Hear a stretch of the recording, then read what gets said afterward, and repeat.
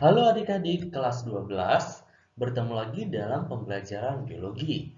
Dalam video ini kita akan membahas materi dari bab 1, pertumbuhan dan perkembangan pada tumbuhan, untuk subtopik pertumbuhan dan perkembangan pada tumbuhan. Nah, adik-adik di sini kita akan bahas apa itu arti kata pertumbuhan dan perkembangan. Nah, pertumbuhan adalah suatu proses pertambahan volume, berat, jumlah sel yang dapat diukur atau bersifat kuantitatif dan bersifat irreversible atau tidak dapat kembali atau tidak dapat balik ya adik-adik. Nah, kemudian perkembangan itu adalah suatu proses menuju ke kedewasaan. Nah, jadi perkembangan itu tidak dapat diukur ya adik-adik atau bersifat kualitatif dan bersifat reversible atau dapat kembali atau dapat balik. Nah, pertumbuhan dan perkembangan pada tumbuhan itu diawali dari proses perkecambahan. Nah, di sini kita akan bahas perkecambahan sebagai awal dari pertumbuhan. Nah, adik-adik perlu diketahui ya, proses perkecambahan itu dimulai dari adanya biji. Nah, jadi biji ketika direndam dengan air, maka akan terjadi peristiwa yang namanya imbibisi.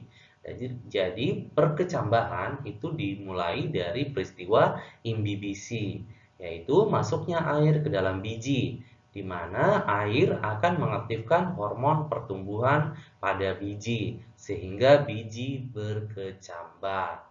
Nah, adik-adik perlu diingat kembali, ada dua jenis biji. Yang pertama, biji dikotil dan biji monokotil. Nah, di sini ada struktur biji dikotil yang terdiri dari radikula, plumula, kulit biji, hipokotil, epikotil, dan kotiledon. Dan ada biji monokotil, ada plumula, ada radikula, epikotil, endosperm, kulit buah atau kulit biji, jaringan buah, dan koleoriza. Nah, di sini ya adik-adik ada dua jenis biji. Nah, jadi kalian perlu pahami dan ingat kembali ya, sebenarnya biji ini sudah dibahas di kelas 11. Nah, kita lihat ya adik-adik, setelah biji berkecambah atau setelah biji mengalami imbibisi, maka biji akan tumbuh menjadi individu. Nah, jadi adik-adik ada dua tipe perkecambahan pada tumbuhan, yaitu yang pertama adalah perkecambahan epigeal. Nah, tipe perkecambahan epigeal ini terjadi jika plumula dan kotiledon muncul di atas permukaan tanah.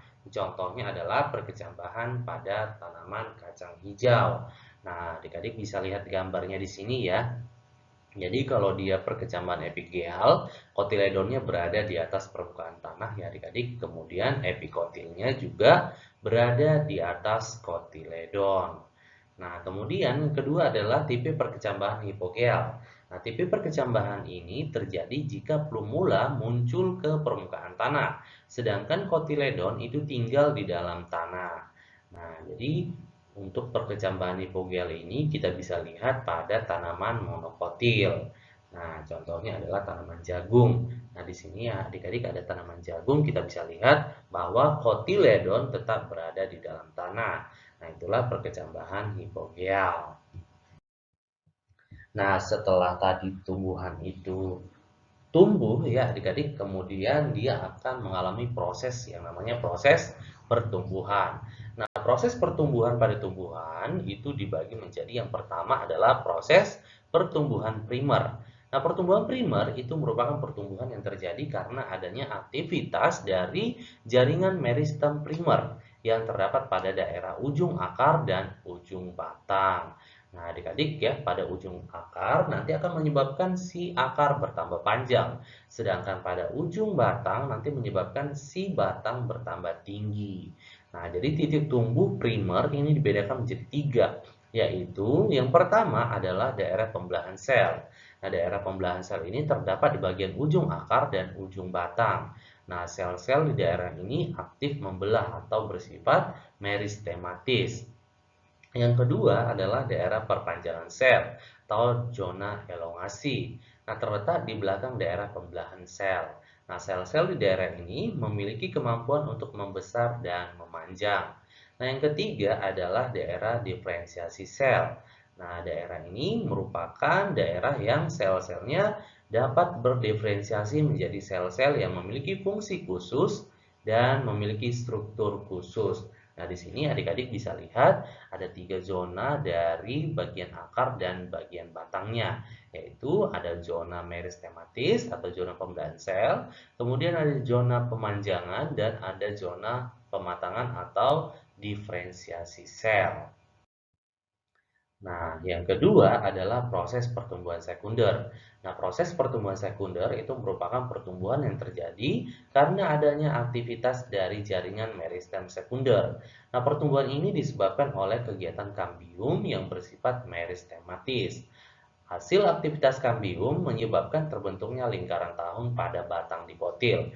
Nah, adik-adik masih ingat kan lingkaran tahun itu apa? Lingkaran tahun itu terbentuk karena adanya aktivitas kambium ya adik-adik pada batang tanaman dikotil. Nah, jadi kalau kita lihat ya batang-batang yang tumbuhan yang sudah lama, kalau kita potong batangnya nanti akan kelihatan ada lingkaran-lingkaran berbentuk seperti lingkaran seperti yang ada pada gambar ini ya adik-adik, ada berwarna terang dan berwarna gelap.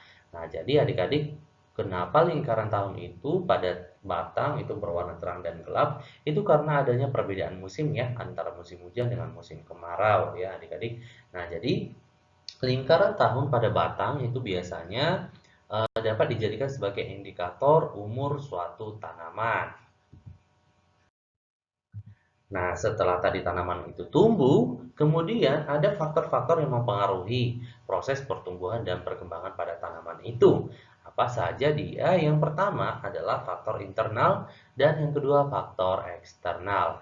Nah, faktor internal meliputi gen dan hormon, sedangkan faktor eksternal itu adalah cahaya, suhu, kelembapan, nutrisi, dan air. Nah, di sini yang pertama adalah faktor internal.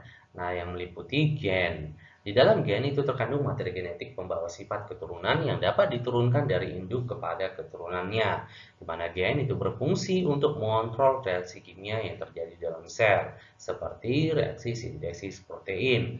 Nah, adik-adik ya, jadi ada tumbuhan yang memiliki gen tinggi dan ada tumbuhan yang memiliki gen yang pendek. Jadi kalau kita lihat ya, kalau tumbuhan yang memiliki gen yang tinggi, itu biasanya gennya itu diwariskan dari orang tuanya gen dominan ya adik-adik. Nah, sedangkan tumbuhan yang pendek itu adalah gen yang diwariskan itu adalah gen yang bersifat resesif. Nah, kemudian yang kedua adalah hormon. Ada beberapa jenis hormon yang terdapat pada tumbuhan. Yang pertama adalah hormon auksin. Nah, hormon auksin itu berfungsi untuk merangsang pemanjangan sel, memacu dominasi tunas apikal atau tunas di bagian ujung batang, kemudian merangsang proses pembentukan bunga dan buah. Nah, yang kedua adalah hormon giberelin. Nah, hormon ini memacu pertumbuhan batang, kemudian merangsang perkecambahan biji dan tunas, kemudian merangsang perkembangan buah tanpa biji atau yang disebut dengan proses partenokarpi. Yang ketiga adalah hormon sitokinin. Nah, berfungsi untuk memacu pembelahan sel dan pembentukan organ, menunda penuaan, kemudian memacu perkembangan kuncup samping atau kuncup lateral. Nah, berikutnya adalah asam absisat. Nah, asam absisat itu berfungsi untuk menghambat pertumbuhan tunas, kemudian menghambat dormansi biji, kemudian memacu pengguguran daun, bunga, dan buah. Nah, berikutnya adalah hormon etilen, di mana fungsinya adalah untuk mempercepat pematangan buah, merangsang pembungaan, dan merangsang penuaan dan pengguguran daun. Nah, berikutnya adalah asam tromalin. Nah, berfungsi untuk memacu pembentukan jaringan baru pada bagian yang luka. Nah, berikutnya yang terakhir adalah hormon kalin atau hormon organ pada tumbuhan. Nah, yang pertama adalah rizokalin. Nah, ini berfungsi untuk merangsang proses pertumbuhan akar. Nah, berikutnya adalah filokalin yang berfungsi untuk merangsang proses pertumbuhan daun. Yang berikutnya adalah kaulokalin untuk merangsang proses pertumbuhan batang. Dan yang terakhir adalah antokalin untuk membantu proses merangsang pertumbuhan bunga. Nah, itulah hormon-hormon pada tumbuhan. Berikutnya adalah faktor eksternal atau faktor luar. Nah, meliputi yang pertama cahaya. Nah, adik-adik, cahaya itu berperan dalam proses fotosintesis. Namun, cahaya yang berlebihan itu juga dapat menghambat kerja dari hormon auksin atau hormon pertumbuhan. Nah, pertumbuhan pada tanaman itu dapat terjadi lebih cepat di tempat yang kekurangan cahaya atau disebut dengan peristiwa etiolasi. Jadi adik-adik ya, kalau kita lihat tanaman yang disimpan di dalam tempat yang gelap atau tanaman yang kekurangan cahaya, nanti dia memiliki ciri-ciri batangnya panjang, kemudian terlalu bengkok ya batangnya adik-adik, artinya dia tidak kuat, kemudian daunnya berwarna pucat atau yang disebut dengan mengalami klorosis. Nah, itulah dia ya adik-adik pengaruh cahaya. Nah, kemudian pengaruh dari luar yaitu air. Nah, kita tahu ya adik-adik, air ini juga berfungsi untuk proses fotosintesis. Kemudian selain itu juga berfungsi untuk mengaktifkan reaksi enzimatis, nah seperti imbibisi tadi, kemudian menjaga kelembapan dan membantu proses perkecambahan biji. Nah, yang ketiga adalah suhu. Nah, suhu itu dibutuhkan oleh tumbuhan untuk tumbuh dan berkembang dengan baik, yang disebut dengan suhu optimum. Nah, suhu itu erat kaitannya dengan enzim ya adik-adik. Nah, di mana jika suhu terlalu tinggi atau terlalu rendah, maka enzim nanti akan rusak. Nah, berikutnya adalah kelembapan. Nah, kelembapan udara yang tinggi akan dapat mendukung proses perkecambahan dan pertumbuhan dengan baik. Nah, kondisi yang lembab itu dapat menyebabkan banyaknya air yang dapat diserap oleh tumbuhan dan sedikit yang diuapkan. Nah, kondisi ini nanti akan mendukung aktivitas dari proses pemanjangan dari sel. Nah, berikutnya adalah nutrisi. Nah, nutrisi adalah sumber energi dan sumber materi untuk tumbuhan untuk mensintesis berbagai komponen sel. Nah, nutrien yang dibutuhkan oleh tumbuhan itu bukan hanya karbon dioksida dan uap air aja ya adik-adik, tetapi juga unsur-unsur yang lain. Nah, jadi karbon dioksida itu dapat diabsorpsi oleh daun, sedangkan air dan mineral itu diserap oleh akar dari dalam tanah.